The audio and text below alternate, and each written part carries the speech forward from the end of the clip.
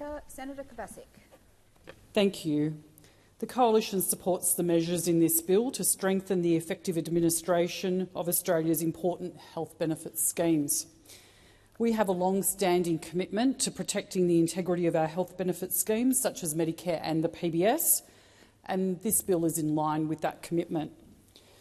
It implements a suite of measures designed to protect the integrity of Medicare, strengthen the regulations of goods under the TGA and introduce minor but necessary amendments to the Tobacco Act.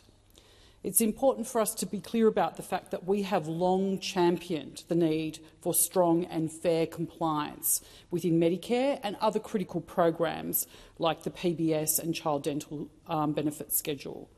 And we believe that preserving the integrity of these systems is fundamental to providing sustainable health care to Australians, to all Australians, not just Australians that can afford health care. However, while we support this bill and the improvements it delivers, we also need to understand and acknowledge that there are some deficiencies here and the deeply concerning reality of Medicare under this Labor government. I think all of us saw through the last election campaign, and I witnessed it personally, our Prime Minister standing there with his Medicare card saying, "This is all you need to go to the doctor." That is not a reality for most Australians. I spoke to many people throughout the election campaign, many women who said they couldn't afford to go to the doctor themselves because they had to prioritise taking their children to the doctor, because they needed more than their Medicare card to get medical treatment for their family. I note Senator Whittaker said that the government is looking at 9 out of 10 medical appointments being bulk billed by 2030. In 2022, when the Coalition left government, 88% was already being bulk billed. So it's going to take us another 5 years to get effectively where we were in 2022. That's something to have a think about. The government's own national accounts confirm that there is a growing affordability crisis in our primary healthcare system, and that is reinforced by the many people that I spoke to throughout the campaign. And all we have really seen from the Prime Minister is him waving around his Medicare card, which I believe is a disingenuous stunt to distract from the failure to provide Australians with affordable primary health care.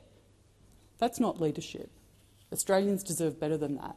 And Australian families shouldn't have to worry about which one of them can afford to go to the doctor that week. If you have 3 children sick that week, you should be able to take all 3 children to the doctor. You shouldn't have to determine which one it's going to be. And that's because the Coalition believes that every Australian deserves timely and affordable access to the health care that they need. And that is a principle which guided our approach in government when we delivered record high bulk billing rates, and it continues to guide us now in opposition. So we will support the passage of this bill. It is an important step in strengthening compliance and improving integrity in our public health systems. But let's be clear, this bill alone will not fix Medicare. It does not address the affordability crisis that I have spoken about. So we are going to continue to hold this government to account and to scrutinise this government in relation to their promises in relation to Medicare. The promise that you don't need your credit card, that you only need your Medicare card when you go to the doctor, because that is not the lived reality of Australians today. We will speak up for the millions of Australians who are currently paying the highest out-of-pocket costs on record when they get to the GP reception desk because of this government's failures. It is also one of the reasons that we have record ramping across our states, because people can't afford to go to the doctor, so they go to the hospital, they go to emergency. That's not how this should work, and that is a reflection of the outcomes that have been delivered by this government. The Coalition is incredibly concerned by the Albanese Labor government's disingenuous rhetoric about Medicare and the current state of bulk billing. So let me reinforce this again. When this government came into office, we handed them bulk billing rates of 88%. Today, they stand at 77%. You don't need a calculator. It's an 11% variance. Down. Not better, worse.